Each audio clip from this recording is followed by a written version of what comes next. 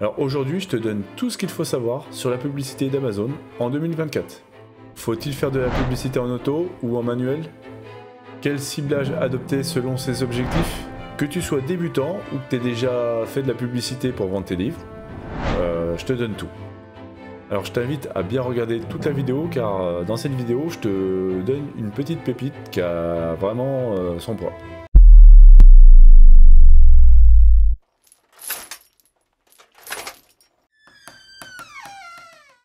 Donc je vais te faire une rapide présentation de la plateforme Amazon Ads. Donc c'est pas compliqué.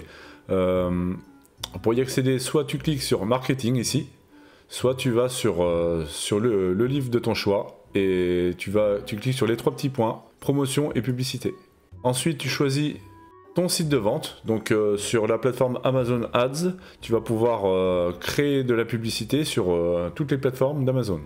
Donc ici nous cliquons sur Amazon.fr pour l'exemple et créer une campagne publicitaire.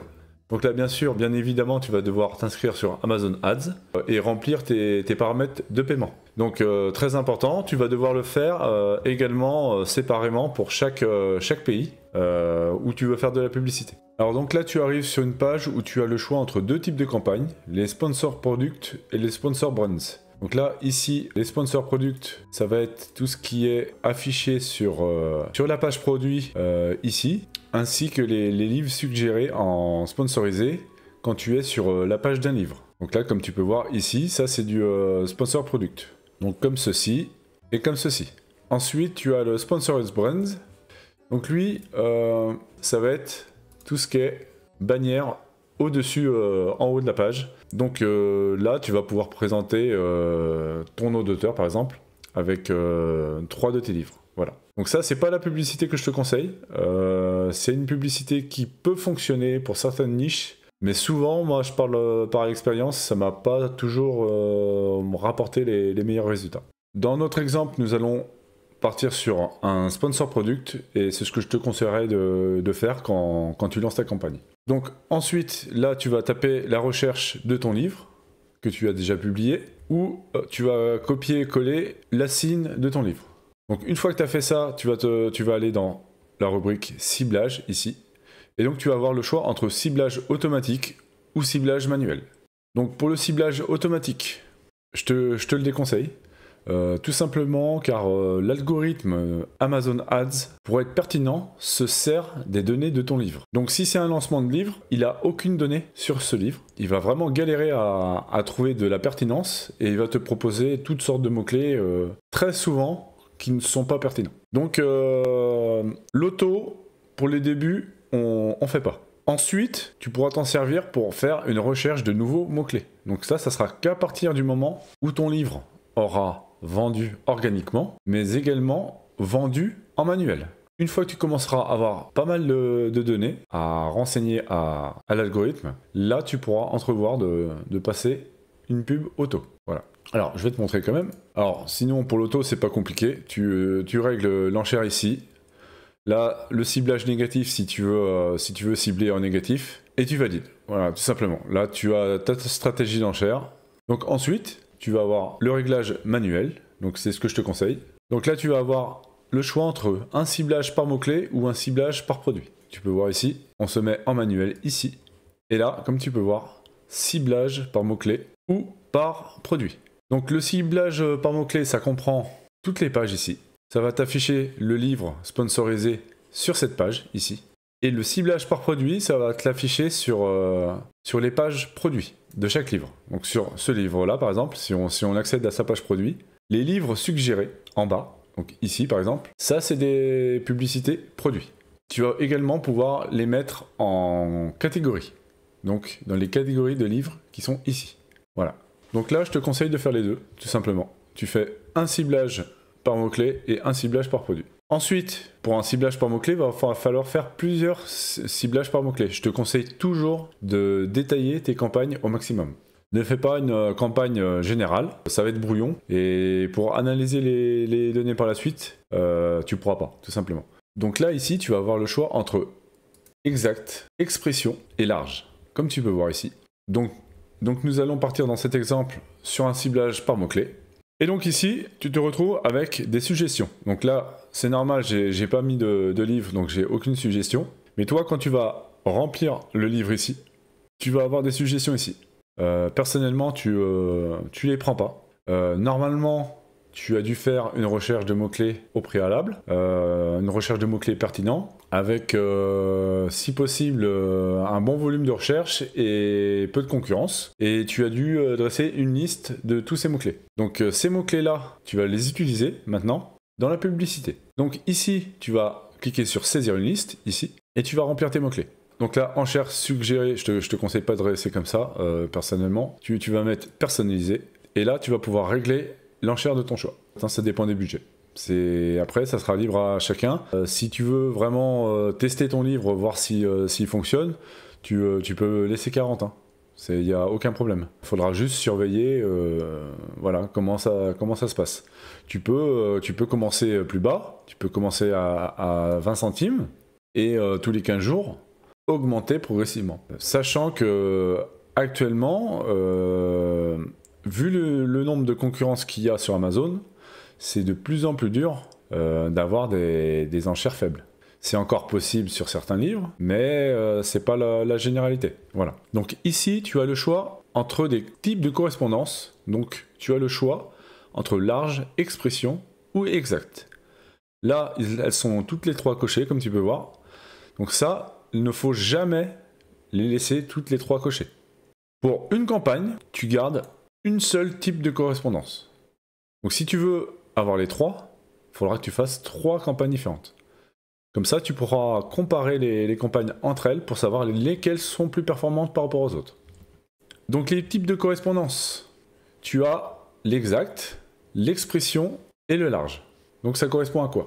Donc le ciblage exact, c'est un trafic moins élevé, mais c'est un résultat très pertinent. Alors donc pour le type de correspondance exact, tu te focuses sur un terme vraiment spécifique. Donc c'est sur ce genre de mots-clés là que tes livres vont être le mieux optimisés. Un exemple, sur le livre PNL, sur le mot-clé livre PNL. Donc là, ça va te référencer. Donc là, Amazon va te référencer sur ce mot-clé exact, avec des variations proches. Il va prendre en compte le pluriel, si tu mets livre PNL au pluriel, donc par exemple livre avec un S, et également les mots de liaison, donc livre de PNL par exemple. Il va également prendre en compte tous les mots du mot-clé dans un ordre différent. Donc là, comme tu peux voir, PNL, livre. Le mot-clé le plus efficace sera celui-ci, et ensuite, les deux seront efficaces, mais elles le seront un peu moins par rapport à celui-ci. Donc ensuite, tu as le type de correspondance expression. Donc là, ça va être pour un trafic moins élevé également, comme pour le exact. Mais il va également être pertinent, et surtout pour les mots-clés de longue traîne. Donc ça, c'est les mots-clés qui sont sous forme de phrase. Un mot-clé assez long. Ça va vraiment te permettre de te nicher sur un mot-clé spécifique. Donc ici, un exemple, livre de PNL pour débutants. C'est le mot-clé que tu rentres dans ton ciblage expression. Et donc là, Amazon va te faire ranker par exemple sur guide débutant PNL. Là, c'est au niveau de l'expression. Il a compris ce qu'était un livre de PNL pour débutants. Et donc lui, il te redirige vers un guide débutant PNL. Mais il va également te proposer un exercice PNL spécial débutant. Donc là, il reprend plusieurs mots de ton mot-clé. Donc tu n'es pas obligé d'avoir tous les mots-clés. Mais il va te prendre automatiquement des mots-clés qui sont dans ta phrase. Il va reprendre l'expression et il va reprendre des choses pertinentes. Donc comme tu peux voir, ici, guide débutant PNL, exercice PNL spécial débutant. C'est pertinent. Ensuite, il te reste le type de correspondance large. Donc ici, ça va être le contraire, ça va t'amener un trafic élevé, beaucoup de volume, mais avec une faible pertinence. Donc là, c'est bien pour un mot-clé court. En général, c'est ce qu'on fait pour le large. Donc là, par exemple, PNL. Et donc là, Amazon va te proposer plusieurs mots-clés élargis. Donc là, par exemple, développement personnel, méditation, programmation neurolinguistique. Donc là, tu n'as pas le mot-clé dedans. Là, il t'a fait une correspondance large, donc il a compris ce que tu lui demandais. Là, c'est vraiment du volume. Donc ça, moi, je te le conseille pas, personnellement. Le large, en général, c'est pas trop pertinent. On peut être tenté de vouloir utiliser le large, et se dire je vais placer mon livre PNL dans la niche méditation, et comme ça les personnes ils vont voir le livre, ils vont l'acheter. Oui, mais non. la personne a tapé un mot-clé en rapport avec la méditation. Donc cette personne-là recherche quelque chose sur la méditation. Toi, tu arrives avec ton livre PNL. Alors ça serait organique, je dis pas encore. Si Amazon te le place organiquement, bon, c'est toujours bon à prendre. Par contre, une publicité, la personne, si elle va cliquer dessus, elle va cliquer, elle va lire, elle va dire ok, c'est sympa. Et puis elle va refermer, elle va passer à autre chose. Elle cherche un livre de méditation. Résultat des comptes, tu vas te retrouver avec beaucoup de clics et très peu de ventes. Voilà. Donc ça, c'est faible pertinence. Voilà. Alors tu as par contre une petite astuce. La petite astuce. Alors celle-là, tu la connais sûrement pas.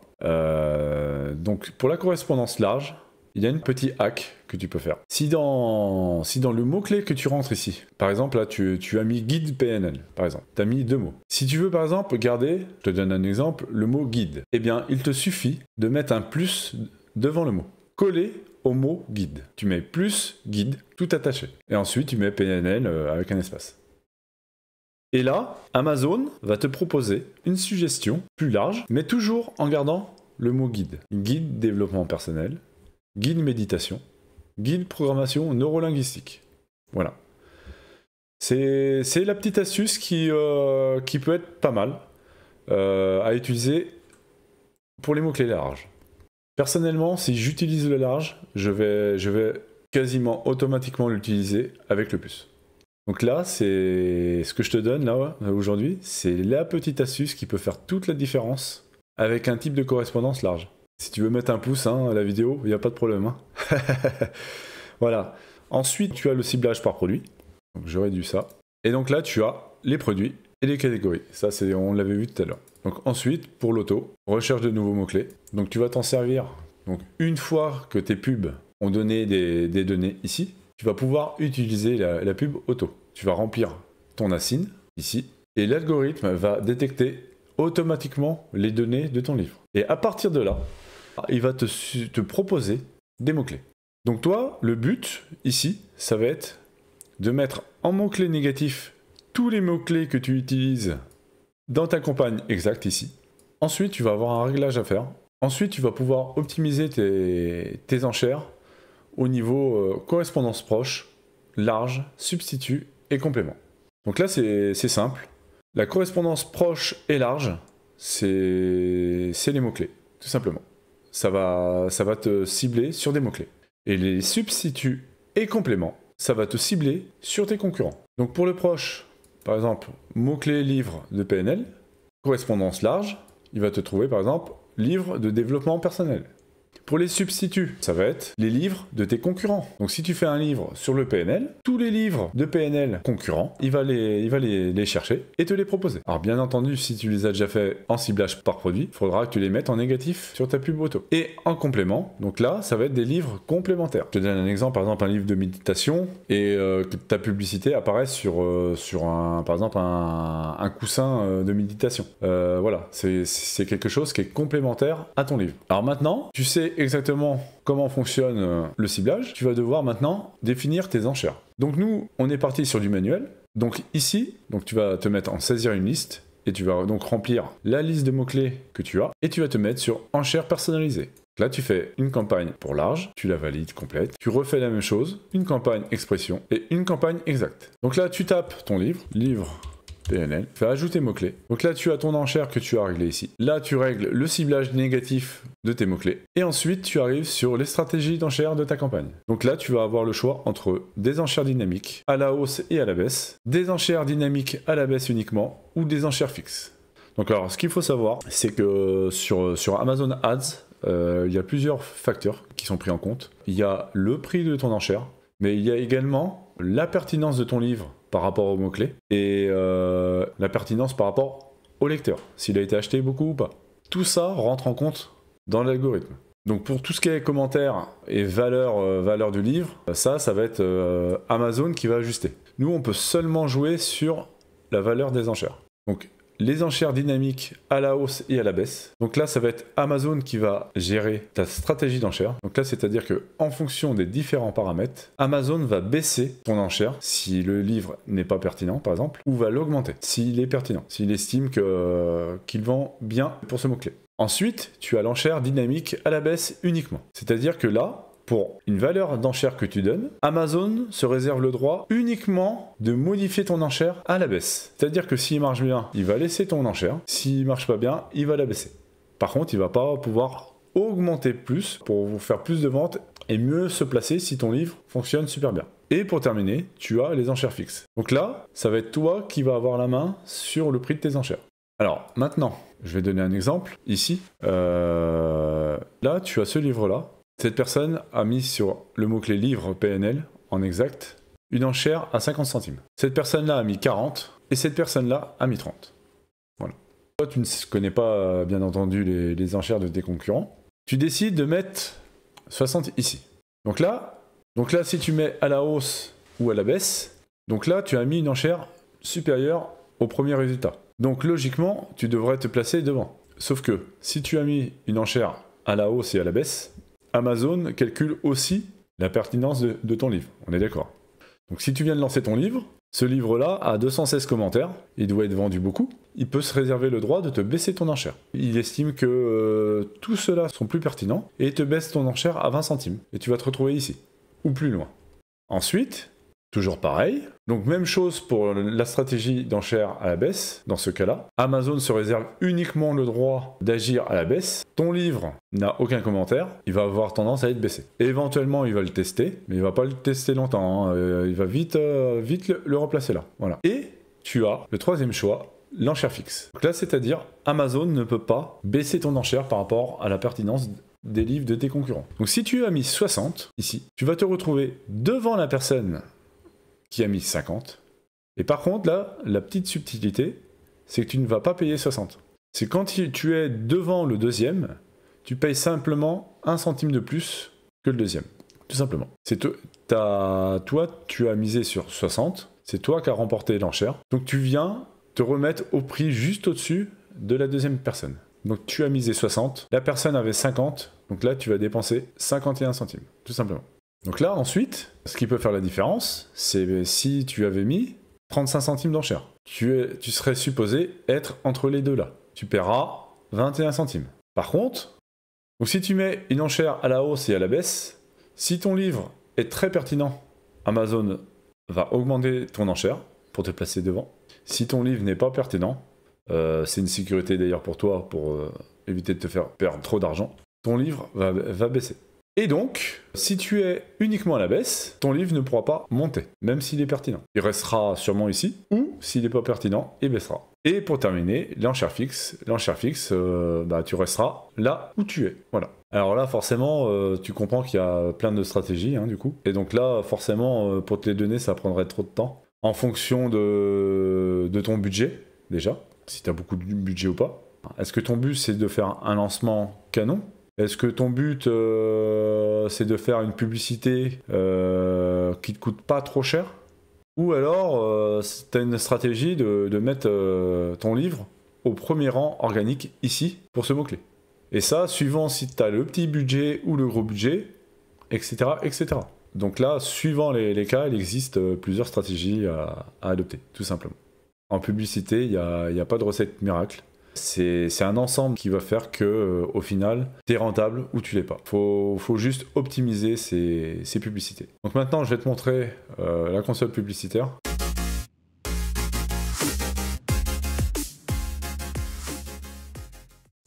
Donc là, tu vas avoir un panneau de contrôle ici, donc avec tes dépenses.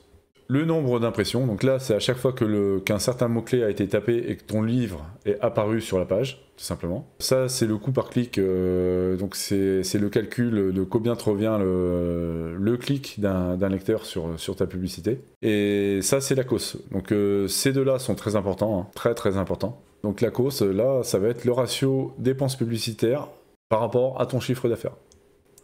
Mais suivant si ton livre a 2 € de redevance ou 7 € de redevance, la COS ne voudra pas dire la même chose. Tout simplement. Si tu fais beaucoup plus de marge sur un livre, tu pourras te permettre d'avoir un ACOS supérieur. Alors 33% à l'heure actuelle, ça va. C'est un ACOS. Moi, personnellement, pour moi, ça me convient largement. Tu verras que dans tes pubs, tu peux avoir moins, mais tu peux avoir aussi plus. Voilà. Alors, faut pas tomber dans les excès. Hein. Si tu tombes à 100% d'ACOS, c'est qu'il y a un problème. Va falloir te remettre en question. Donc là, il va falloir que tu regardes plusieurs choses ici. Alors donc là, ce que tu vas devoir faire, c'est venir sur colonne ici, personnaliser les colonnes. Et donc là, tu viens cocher en priorité le taux de clic ici, le nombre de commandes et le ratio dépenses publicitaires chiffre d'affaires, donc l'ACOS. Donc là, tu as le nombre d'impressions, donc le nombre de fois que ton livre a été imprimé. Ensuite, tu as le nombre de clics ici. Donc ça, c'est le nombre de clics que les lecteurs ont fait sur ton livre. Donc le taux de clic ici, les dépenses, donc les ventes au total, et donc l'ACOS ici. Donc là maintenant, ça te donne plusieurs indications. Alors ici par exemple, si tu as très peu d'impressions ici, et que tu as 0 clic ici, ça veut certainement dire que tes enchères ne sont pas assez élevées. Par contre, si tu as un nombre important d'impressions ici, mais que tu as 0 clic ici, ça va donc se traduire par un taux de clic inférieur à 0,10% ici. Ça voudra dire très certainement que tu as un problème soit sur ta couverture, soit sur ton titre. Donc ensuite, tu as donc ton nombre de commandes ici, et à côté les ventes. Alors je vais te donner quelques pistes.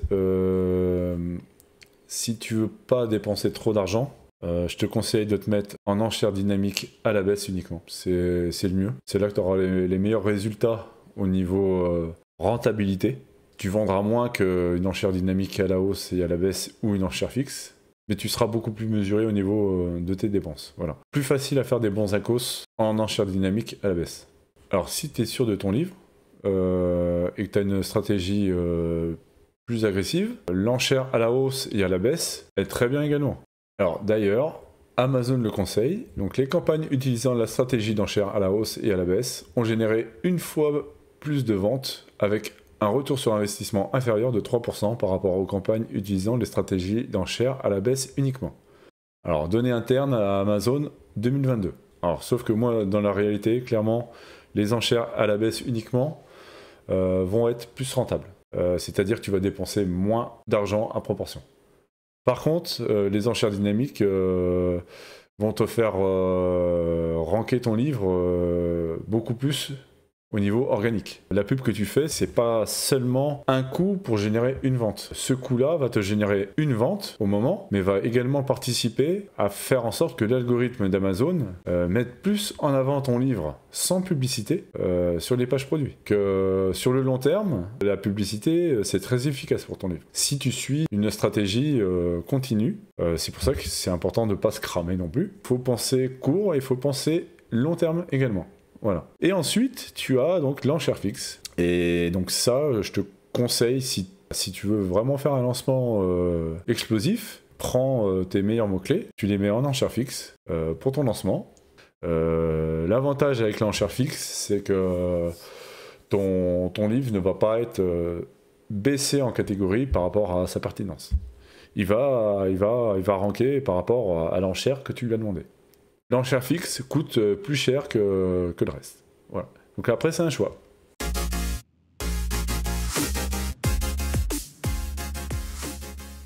Je te conseille par contre tous les mois de sauvegarder tes données.